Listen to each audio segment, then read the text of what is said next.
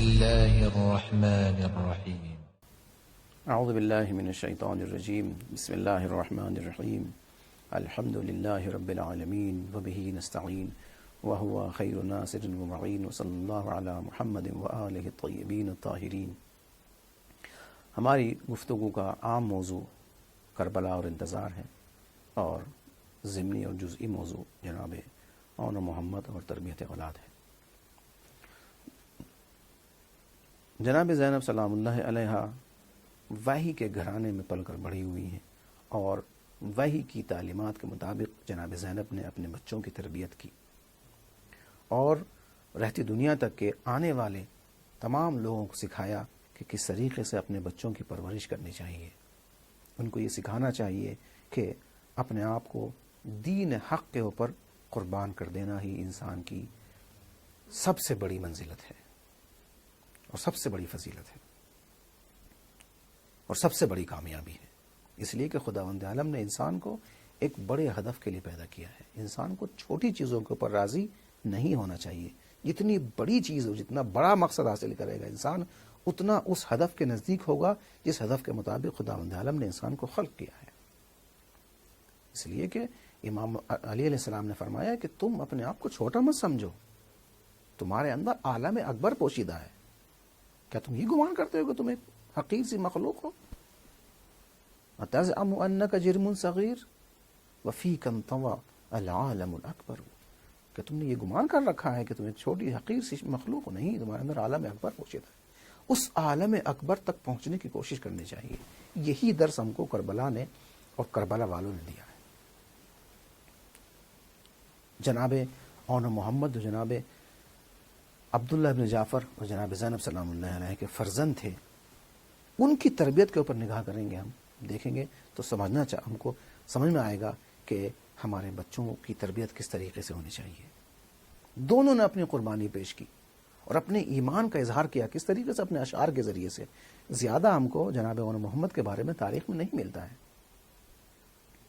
لہذا جو ان کا رجز ہے وہاں سے ان کے ایمان کا پتہ چلتا ہے. جناب محمد، اختلاف ہے اس سلسلے میں کہ پہلے جناب اون گئے ہیں شہادت کے لیے یا محمد گئے ہیں.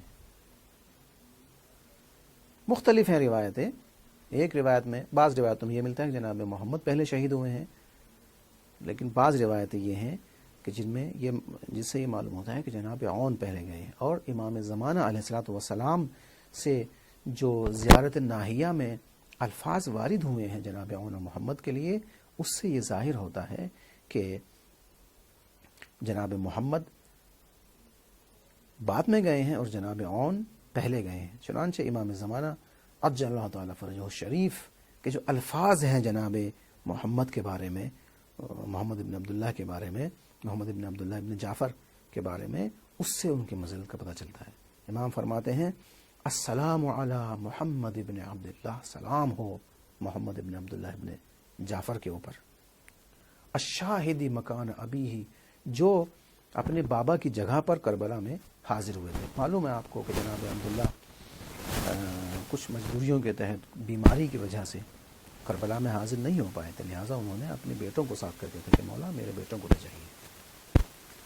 تو امام نے اسی کی طرف اشارہ فرمایا ہے کہ جو اپنے بابا کی جگہ پر کربلا میں حاضر ہوئے تھے، وَالتَّالِي لِأَخِيهِ، اور جب ان کے بھائی شہید ہو گئے تو ان کے راستے کو ادامہ دیتے ہوئے ان کے بعد پھر وہ شہادت کے درجے کے اوپر فائز ہوئے. یہاں سے پتہ چلتا ہے کہ جناب اون پہلے شہید ہوئے ہیں اور جناب محمد بعد میں شہید ہوئے. اب ہم آتے ہیں اس رجز کی طرف کہ جو رجز جناب محمد نے ارشاد فرمایا ہے میدان کربلا میں، اور جہاں سے ان کی شخصیت اور ان کی منزل کا پتہ چلتا ہے. فرماتے ہیں کہ نشکو الی اللہ من العدوان، میں خداوند عالم کی بارگاہ میں شکایت کرتا ہوں. کس چیز کی شکایت کرتا ہوں؟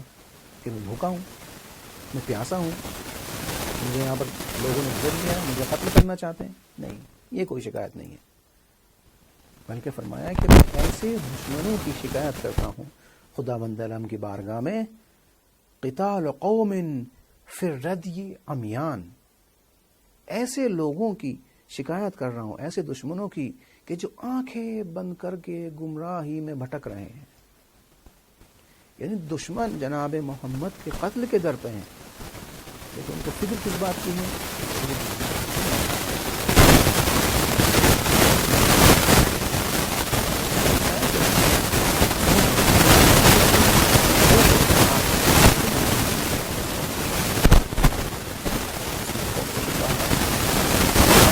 دم تک یہ کہتے ہیں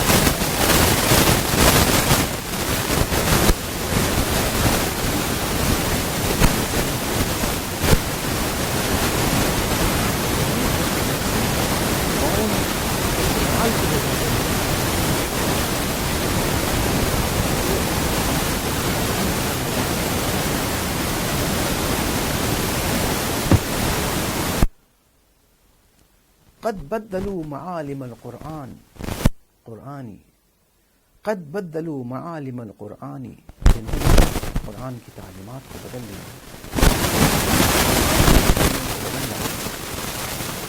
ومحکم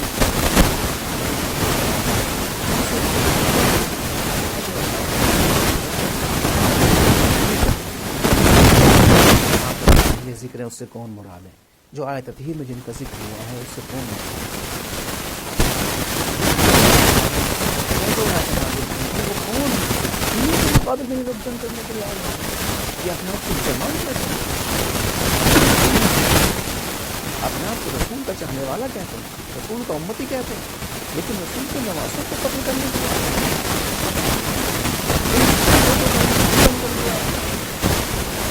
کتنا دور ہو چکے ہیں اسلام کے جانے، کتنا دور ہو چکے ہیں یہ لوگ قرآن کی تعلیم سے، کچھ نہیں۔